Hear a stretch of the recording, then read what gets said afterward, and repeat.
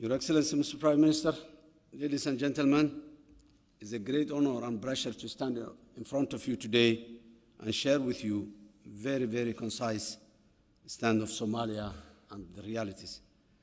On behalf of the Federal Republic of Somalia, I would like to thank His Majesty's government for organizing this important and timely event that brings the world stage the magnitude of food security challenges that continue to affect my country and other countries around the globe. The persistence of food insecurity is due to a variety of factors, including climate shocks, heavy reliance on increasingly expensive food imports, global disruption of supply chain, and weak infrastructure. We therefore need a multifaceted approach that intertwines investment in peace and security, climate adaptive technology and infrastructure, financial inclusion, as well as robust economic and trade policies. I'm glad today to hear from His Excellency the Prime Minister of His Majesty's government that many of those issues which UK has been contributing a lot will further put in more investment on those areas that brings the approach successful. Somalia has been struggling to provide the factors that make Somalia always remain in a food crisis situation. Somalia is a rich country. We have more per capita arable land than many other African countries and global countries, but unfortunately the circumstances that were hindering Somalia are some of which are still there. We are very much grateful the same that our global partners and the African Union, continental partners in the African Union has helped Somalia to move away from this, particularly the security issue. The Somali people has decided to address those challenges, among which is the security and the state building. Institutions that were not there for a long time now started to emerge. Capacitating those institutions and financing their activities are another crucial important which we have. In Somalia, we are ambitious in our goals and we are developing sound policy solutions across the multifaceted areas, beginning with peace and security.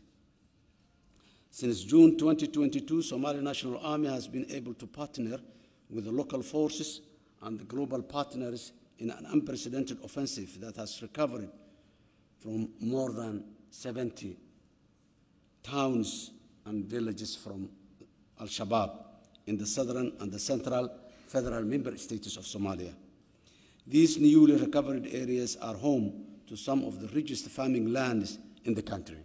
The Somali government has started a stabilization program after the liberation, which has two important aims. One is to stabilize the situation and provide services to the people who has been lacking those services for more than a decade now. And the second is making the transition program as a bridge that moves the Somali people from the humanitarian situation into a development situation. It's not easy to jump from the humanitarian situation immediately to development, so we need that transition, and the stabilization program that Somalia has developed and the international partners, among which the United Kingdom is one of the major partners supporting Somalia to provide the stabilization program work in it. Number two is the climate adaptive technology and infrastructure. According to a recent study by the African Development Bank, Somalia has the highest resource potential of any African nation for onshore wind power and could generate between 30 to 45,000 megawatts of wind power.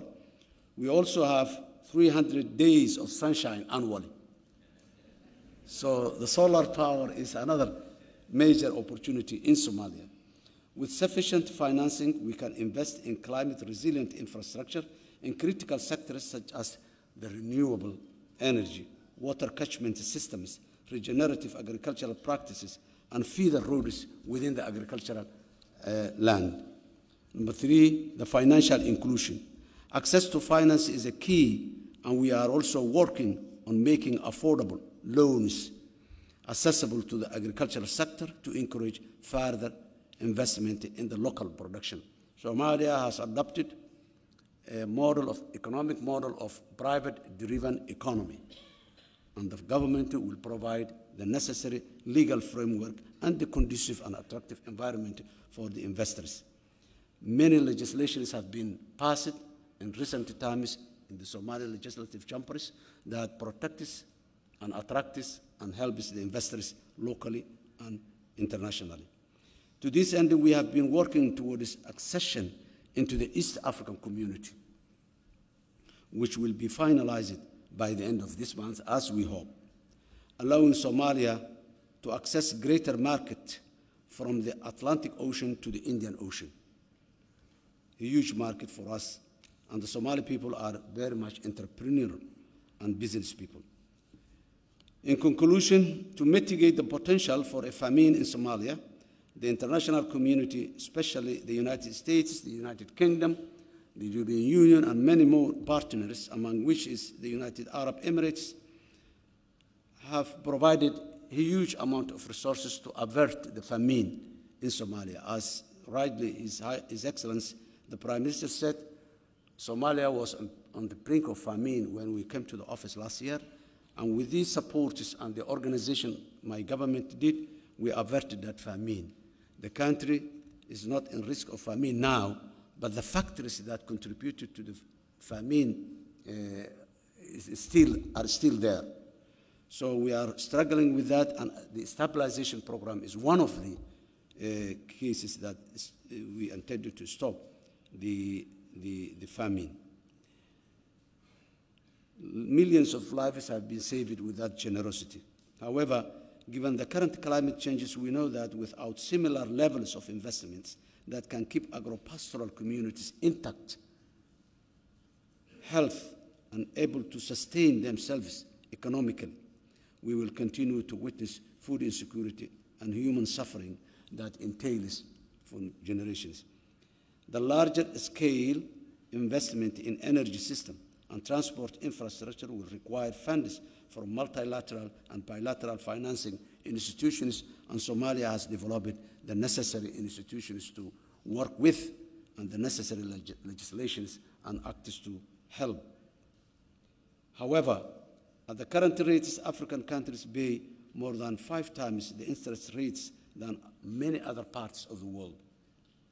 Handouts did not help and will not help in the future. Did not help in the past and will not help in the future. But financing at a fair rate in the economic uplifting of the people is what helps a lot. Finally, to be successful, we need a collective effort of governments, international organizations, and private sector to deliver for the most vulnerable societies, among which Somalia is one. The African continent in general is working hard to remove the barriers for economic development, like establishing the Continental Free Trade Area, whereby a huge development and access to the markets will be within the African continent.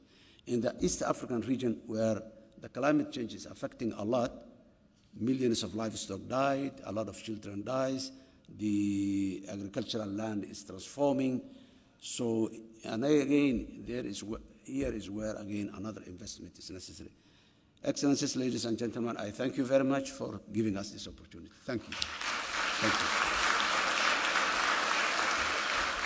Thank you.